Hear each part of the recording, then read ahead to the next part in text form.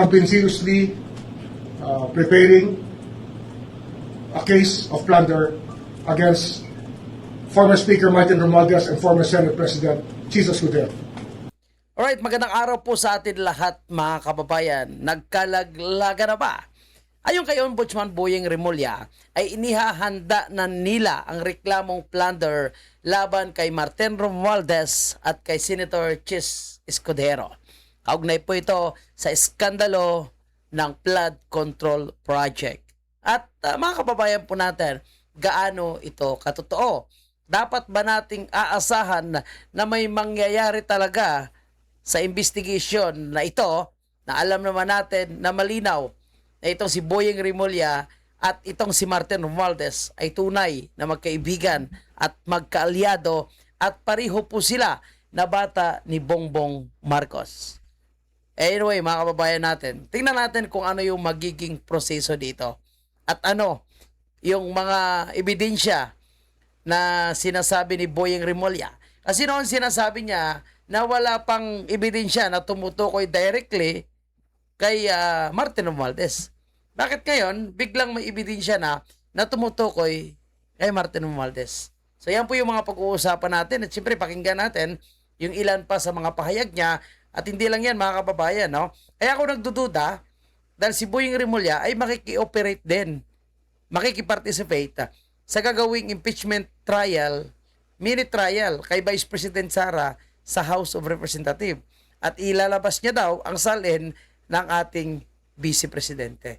So, kaya kaduda-duda pa rin. Sa totoo lang, itong mga galaw nila Boyeng Remulla, lalo na, ayaw na natin na maniwala sa mga ito basta-basta. Dahil yung gobyerno ngayon ay pinamumunuan ng isang budol. And ngayon, mga kababayan, sabi ni Claire Castro, fake news daw ang lumalabas na may sakit itong si Bongbong Marcos. Kaya nasaan nga ba si Bongbong Marcos? Ang tanong nga sa social media, buhay pa ba si Bongbong Marcos? Siyempre, pag makikita natin yan na gumagalaw at live na nagsasalita, masasabi natin buhay. At masasabi din natin na okay, fake news pala ang lumalabas sa social media. Pero bago ang lahat, huwag kalimutan, i-like muna ang video ito. Okay, simulan natin. We have been seriously preparing a case of plunder against former Speaker Martin Romualdez and former Senate President Jesus Escudero. Plunder ang aming hinahandang kaso para sa kanila. And as a conspiracy, with the element of conspiracy involved in the preparation of the complaint. May sabi na nga ang House sa Kongreso at ito po'y tinanggap namin at bibigay namin ang salin ni VP Sara. Di ba? So ayan ha, mga kababayan po natin. Pagkasapos niya sabihin na may plunder laban kay Martin Romualdez, kay Chis Escudero, ngayon kasama naman siya sa House of Representatives para sa fishing expedition laban po kay Vice President Sara. Kaya kaduda-duda yung purpose ni Boyeng Remulla. Ano naman ang pinaplano nila na kumbaga bagong propaganda laban po sa ating Vice Presidente. May po ay may sabi na rin na binibigay sa House tungkol po sa salin ng isa sa mga empleyado ng Congress. Ngunit ayaw po tanggapin ng Congress. Sino ba yan? Ang sampina na aming ipinapadala, ayaw tanggapin ng security. At ito, public notice lang po. Susunod na gawin po sa amin to ng Kongreso, I will cite the Secretary General in contempt. At hindi So yung Secretary General, kung gusto niya i-contempt, ay si Cheloy Garapil yun, yung bagong Secretary General. At siya rin po yung hindi tumanggap sa impeachment na i-final ng kaalyado ng mga Duterte. At sino pala yung sinasabi ni Boyeng Remulla na pinapasapina din nila yung SALN. So palagay ko, isa ito sa sinasabi nilang si Martin Romualdez. At mantakin nyo mga kababayan po natin, hindi lang po si Martin Romualdez yung dapat makakasuhan dito. Ang dami pong mga kongresista dyan na talagang involved sa flood control project. And syempre, hindi mawala dyan si Sandro Marcos.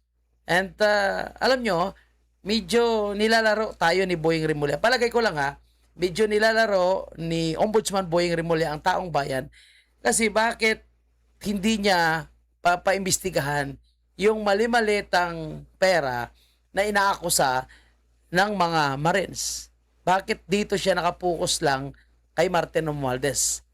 So duda ko lang ha, posible ito is another diversionary tactics para malihis ang isyo, medyo makomfort yung tao, kumalma yung tao, dahil galit na ngayong taong bayan eh. Wala pa kayong pinapakulong, wala pa kayong malaking isda na pinapakulong. Kailangan nyo pa imbestigahan si Martin Romualdez, yung mga malalaking isda. Bakit hindi nyo inimbestigahan yung mali-malitang pera? So palagay ko, ito is strategy lang nila para kumalma yung tao na ngayon ay nag-aalboroto kasabay ng crisis. Tandaan natin mga kababayan, hindi pa nagkaroon ng giyera sa gitnang silangan. May krisis na po tayo. At ito po ay kagagawa ni Bongbong Marcos, kagagawan ni Martin Romualdez at ang mga asong ulol niya na nasa House of Representatives. And sila ngayon yung nakapalibot diyan sa House of Representatives para mag-impeach kay Vice President Sara. Kaya duda ako dito sa sinasabi ni Boying Remulla. Probably ito po is smoke screen lang. Ang gagawin nila, smoke screen lang yung gagawin nila para mapagtakpan at makalma yung taong bayan sa nangyayaring talamak na korupsyon at yung mali-malitang pera. Hindi kami papayag na baliwalain nila ang Office of the Ombudsman. At ang sapinang yon ay nauukol kay Safronio Gabunada, isa sa mga House employees. Ang ranggo niya yata ay Deputy Secretary General. At ito po ay tungkol sa mga plunder cases din na aming hinahanda sa mga congressman na kinauukulan. Flood control related. At tataka kayo, hanggang ngayon, wala pa rin ang mga salin ng Kongreso. At ito, fair warning na naman sa Secretary General na hindi po kami papayag. At sa linggong ito, pag hindi namin nakuha yung mga salin na una namin hiningi, ay sususpindihin ko po siya mula sa posisyon. Magkasubukan na po ang ating legal system kung ito po ang kinakailangan. May rason po ba yung House kung ba't sila tumanggi at meron mga official na tumanggi? Wala sa akin, wala hong dahilan dyan. Kung gusto may paraan, kung ayaw may dahilan. So ibig sabihin yung staff ni Martin Romualdez pala na si Gabunata, yung gusto niyang kinukuha yung salin. Hindi kami pumapayag sa kahit ano pang dahilan, sapagkat sa pina ng Ombudsman ay sa pina po ng batas. Wow! Sa pina ng Ombudsman ay sa pina ng batas. Sana laging pinapatupad yung batas. Walang vendalo, Boying Remulla. Sir, sorry. Itong sa pina po for Sufronio ay para ibigay po si Mr. Sufronio Gabunada sa inyo yung mga sali. Isang congressman lang po or multiple individuals? Sa niya mismo, Ay, Sufronio. siya po yung aming inimbestigahan din dito sa Office of the Ombudsman. Dapat lahat na mga pinangalanan na nagtanggap ng mali-malitang pera. Kasama dyan si Kimbo, kasama dyan si Luistro, kasama siyempre si Benny Abante, Chihuahua, at marami pang iba. Dapat lahat yan, Boying Remulla. No, kakasuhan nyo at kung hindi man nyo kakasuhan agad, dapat pinapaimbestigahan nyo. Ngayon, parang magdududa na naman yung taong bayan dito. Bakit siya lang? Ang daming involved. Dapat sabay-sabay na. Ombudsman. So, sir, itong nireklamo niyo po parang hindi po nire-recognize yung sa pina. Concerning Sufronio Gabunada. Yes, pero ang Secretary General kasi matagal nang umiiwas na ibigay sa amin ang nire-request namin mga salin. At ito po ay magkakaroon tayo ng medyo problema sapagkat ito po ay tungkulin nila sumunod sa kautusan ng Ombudsman. Tungkulin po nila yan. Kaya ngayon, ang sasabihin ko na sa publiko, lahat po ng congressman, hinihingi po namin ang salin ng 10 taon at kung gaano katagal man sila sa Kongreso. At lahat po ng Secretary General at nakaraan mula sa 10 taon na hanggang sa mga Deputy Secretary Generals, hinihingi rin po namin ang kanilang mga salin. Bibigyan pa namin sa pina sila bukas at sana huwag silang magkakamaling huminti sapagkat hindi po kami papayag na hindi sila mag-comply sa aming kautusan. Okay ito. So, lahat na pala yung sinasabi ni Boying Remulla, no? Lahat ng mga kongresista. Pero syempre, marami pa rin madaya dyan. Kasi yung mga yan, magnanakaw. So, expert na po sila sa mga ganyang klaseng pagdoktor ng kanilang salin. So, pero dapat imbestigahan. Dalhin nyo Boying Remulla itong mga Marines din para patas, no? At syempre itong si Ping Lacson dapat isabay niya rin yung investigation sa Blue Ribbon Committee. At dapat kung ano man yung sasabihin ng mga Marines ay wag nila i-contempt. So mga kababayan po natin, kung talagang gusto ni Boying Rimulya na ipakuha lahat ng salin ng mga kongresista, maganda yan. So pabor tayo dyan. At least dito natin makikita kung gaano po katotoo yung sinasabi ni Boying Rimulya. So may ilang taon pa siya, no? Almost more than 2 years pa po siya bago magkaroon ng eleksyon at patunayan kung tunay po ba talaga yung gustong mangyari ni Boying Rimulya. Gusto niya talagang mapanagot. And again, mga kababayan po natin, baka ito is cover up lang para pagtakpan yung involvement ni Bongbong Marcos at sabihin na makongresista lang o hanggang Martin Romualdez lang yung mastermind. Meron na po ba kayong initial communication kay Speaker Lee about this po? Meron na ho. At nag-usap pa kami ng Secretary General ng isang linggo, 2 linggo na nakararaan. Ay kami nagtataka kung bakit hindi sila nagko-comply sa aming pinag-usapan. Sige, pakontempo na yan. Dahil po sa nangyari, Ombudsman, haharap po ba kayo sa impeachment proceedings? Na magko-comply kami. Basta tungkulin namin, magko-comply kami. Ang hinihingi namin sa kanila, yung kanilang tungkulin sa taong bayan, na bigyan sa amin ng impormasyon, ay kanilang ibigay. Wow, taong bayan na ha. Mukhang seryoso na mga kababayan natin. Si Boying Rimulya. Sir, yung subpoena po kasi is asking you to come in person on April 14 to submit the silence of the Vice President. So does this Yung kustodya ng sala na magdadala. hindi po kayo person? Hindi ako personally. Hindi naman ako may hawak diyan, kundi yung officer na may hawak mismo ang magdadala pagkat siya po ang may personal knowledge tungkol sa bagay-bagay na kanilang hinihingi. Ombudsman, may naisip ba Sige, bantayan natin ito mga kababayan natin. Kung ano po yung takbo ng gagawing investigation ni Boying Rimulya. Itong kaso na ipapail nila kay Martin Romualdez and kay Chis Escudero. Ito maganda to. Ito isa sa ating mga subaybayan. Mga kababayan po natin. Kung ito ba ay propaganda lang, smokescreen lang, cover up lang para mapagtakpan ang di umano'y involvement ni Bongbong Marcos. At syempre, mas maganda kung ang gagawin ni Boying Rimulya, lahat ng mga allegation, kasama yung mga allegation ng mga Marines, ay tatanggapin niya at isama sa investigation para magkaroon talaga ng patunay, magkaalaman kung sino yung nagsasabi ng katotohanan. Mga kababayan, palike naman ang video ito. At kaya na sinasabi ko, hindi pa po tayo nagtatapos. At pag-uusapan po natin ngayon, mga kababayan, itong patungkol sa kalusugan ni Bongbong Marcos. Kasi pinick up na ng mainstream media. Isa po sa reporter ng GMA News ang nagtanong kay Claire Castro kung kamusta na ang kalagayan ng kalusugan ni Bongbong Marcos. Kaya sinasahan po natin, ang sasabihin ni Claire Castro, ito ay fake news. Ito ay walang katotohanan. Pero hanggang ngayon, hindi nila mailabas ang health certificate, health bulletin ni Bongbong Marcos. Ano pakinggan natin? Habang nananatili pong uncertain ang sitwasyon ng ating supply, fuel supply, maraming proposals ang finofloat, among them the imposition of purchase limits. Si Congressman Ridon, ang sinabi po niya, mas magandang gawin itong purchase limits sa halip na mag-rationing. Where does the palace stand on this proposal? Yan pong suggestion, sabi po natin, lahat po ng suggestion ay maaari pong ikonsidera ng administrasyon. Pero yung sinasabi po niya na si Congressman Ridon, mamaya po ay itatalakay natin yan with Secretary Sharon Garin. Yusek, may scheduled attendance si Pangulong Marcos kanina sa isang event with returning OFWs but he skipped the event.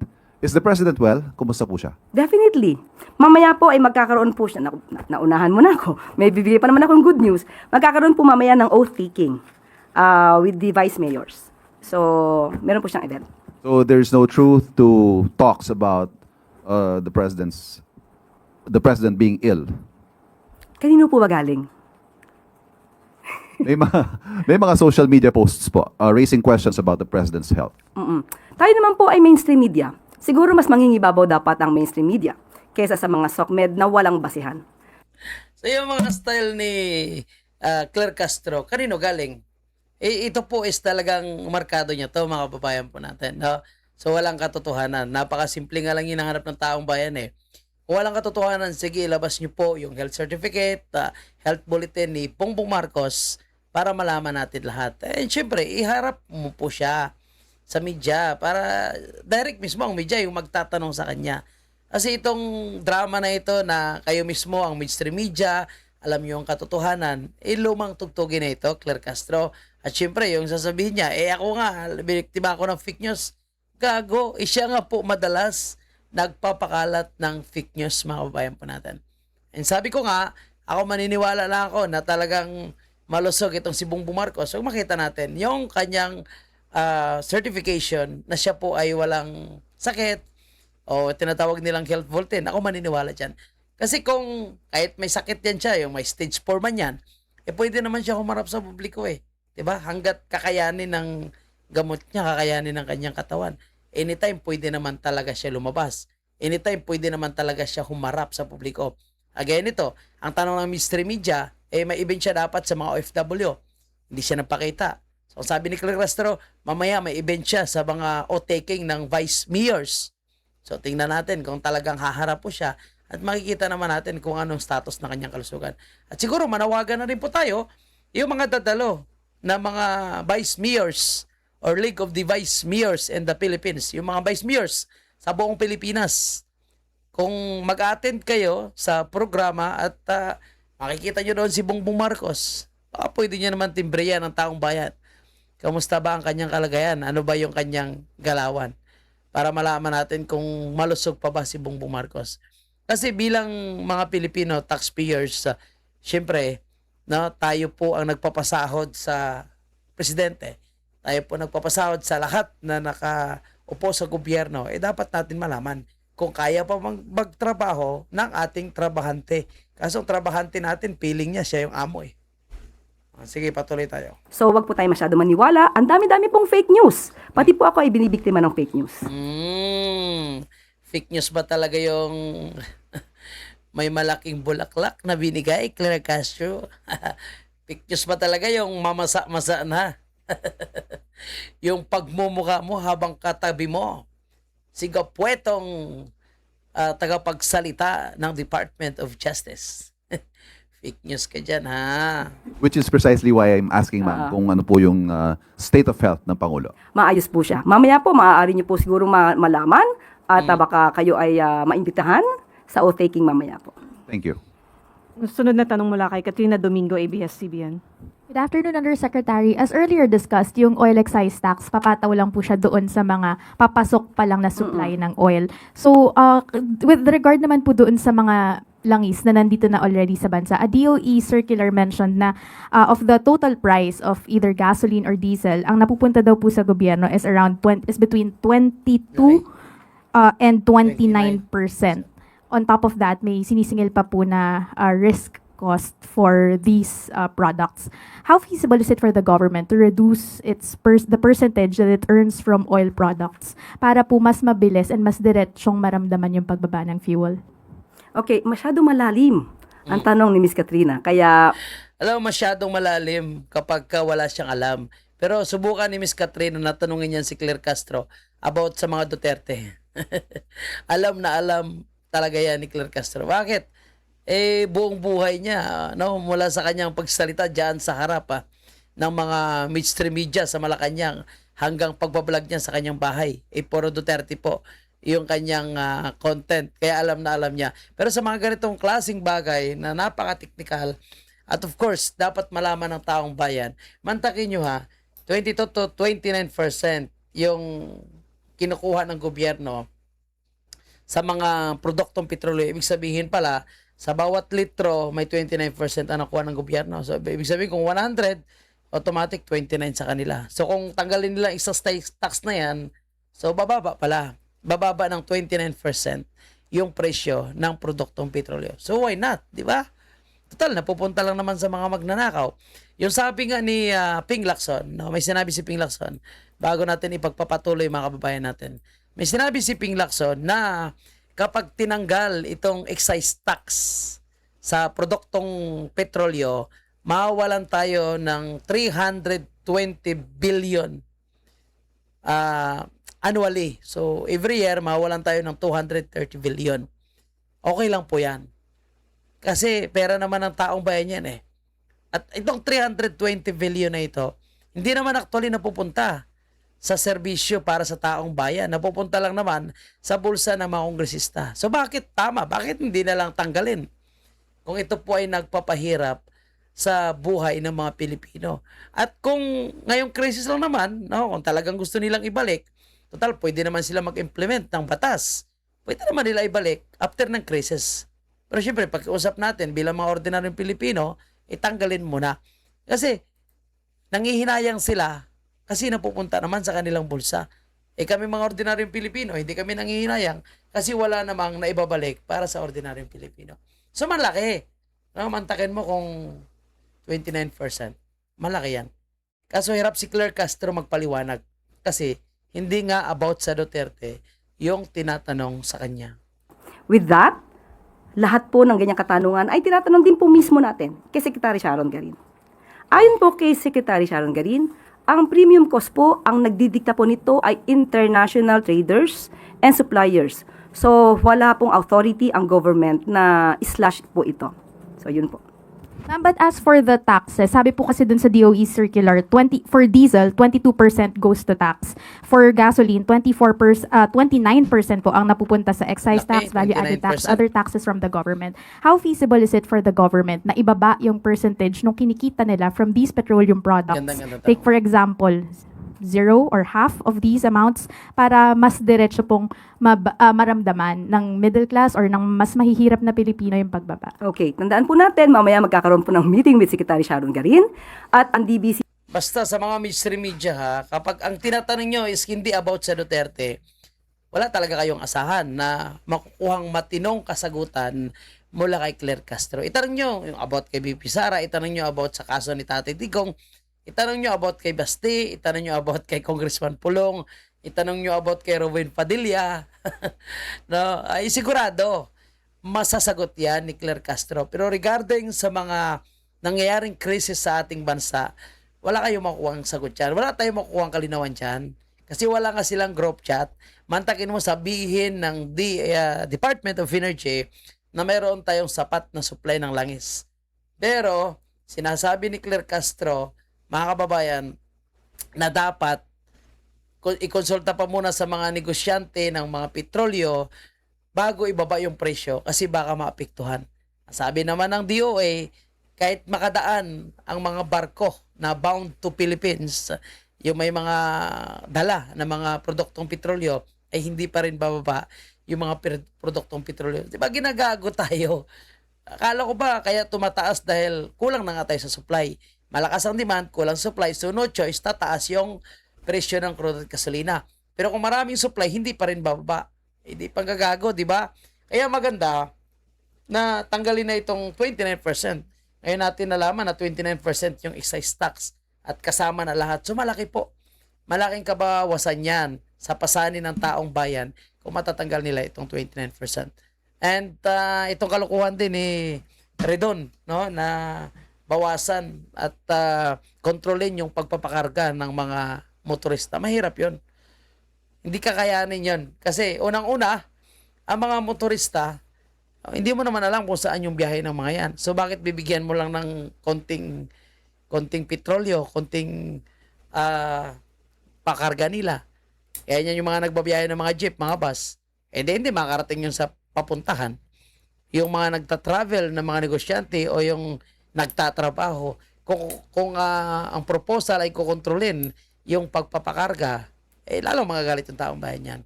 Kasi, bakit nyo kailangang parusahan ng taong bayan? Bakit hindi kayo gumawa ng aksyon? At bakit kayo, gasto kayo ng gasto, lustay kayo ng lustay, parte kayo ng parte, no? Inuuna nila yung impeachment kay BP Sara, imbis na tugunan, bigyan ng mas maraming pansin itong nangyayaring krisis sa ating bansa. Kasi nga, iniisip nila, after ng krisis, Duterte magiging presidente, kulong sila lahat. Kaya ngayon, hindi sila magkaundagaga sa paghahanap ng paraan kung paano ma-impeach si Vice President Sara. Again, no, atin si Boying Remulla.